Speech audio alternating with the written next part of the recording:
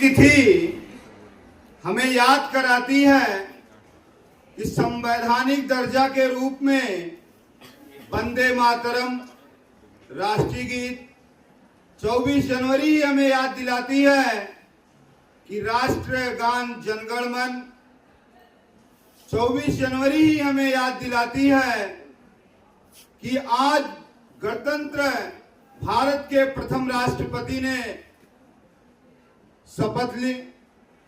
24 जनवरी ही हमें याद दिलाती है कि आज जिस प्रांत में हम लोग बैठे हुए हैं, जी रहे हैं, एक कर्म भूमि के रूप में है, उस प्रांत की स्थापना और सबसे बड़ी बात जीवन संचालन में, सृष्टि में सहायक दो पहिए जिनमें एक पुरुष और एक नारी शक्ति, इनमें आज नारी शक्ति का जो अभ्युदय है एक बालिका के रूप में होता है और इनके जीवंत को आगे बढ़ा। आज की तिथि में हम प्रत्येक वर्ष सन 2008 से मना रहे हैं।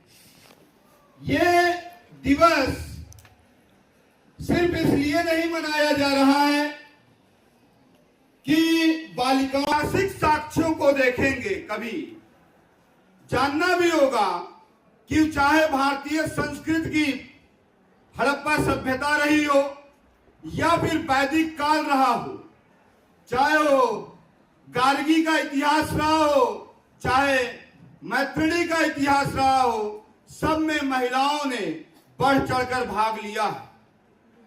जीवन नारी शक्ति के बिना ही अधूरा है। ये सृष्टि निर्माणकर्ता को भी इसका आभास है और धरा पे रहने वाले लोगों को भी इसका आभास है।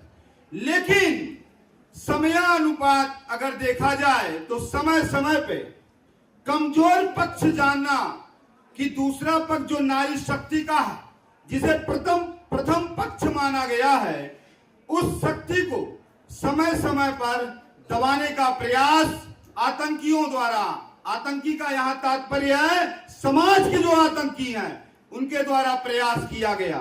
चाहे वो मुगल सत्ताएं आई हो, चाहे सल्तनत काल रहा हो, चाहे ब्रिटिश काल रहा हो, या हमारे आपके बीच समाज में पल रहे लोग रहे हों, इन्होंने समाज को प्रथम वर्ग का दर्जा प्राप्त नारी शक्ति को कुचलने का प्रयास किया।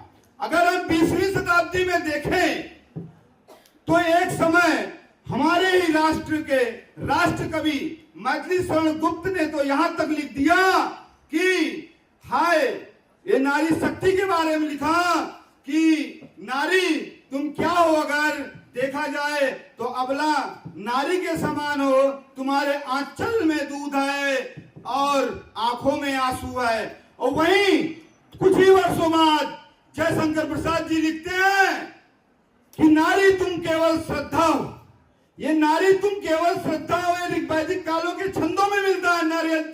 नार्यस्तु पूज्यन्ते तत्र रम्यते देवता, ये प्राचीन काल से श्रद्धा चली आ रही है। ये 20वीं शताब्दी में भारतीय जनमानस को जगाने का प्रयास जयशंकर प्रसाद जी कर रहे हैं। लेकिन आज अगर तथ्यों को हम देखें तो नारी नहीं है, बल्कि वो एक शक्ति है, वो एक सीता है, वो एक काली है और वो एक राधा रानी है। वो सभी रूपों में आज हम सुनीता विलियम्स को देखेंगे तो हमें लगेगा वो नारी अंतरिक्ष में रह सकती है, वहां भी जन्म देती है, वहां भी सृष्टि निर्माण करने का दम रखती है। सिर्फ धरा पर ही नहीं है, वो एक बोझ नहीं है, वो बल्कि एक शक्ति है। आप एक एक नारी को देखेंगे तो आपको स्वयं जागृति होगी कि नारी शक्ति अब केवल अबला नहीं रह गई है, ना तो ये श्रद्धा रह गई है, ये एक शक्ति के रूप में बन चुकी है। आने वाला भारत सिर्फ पुरुष पे नहीं बल्कि एक नारी शक्ति के अभिमान पर जाना जाएगा।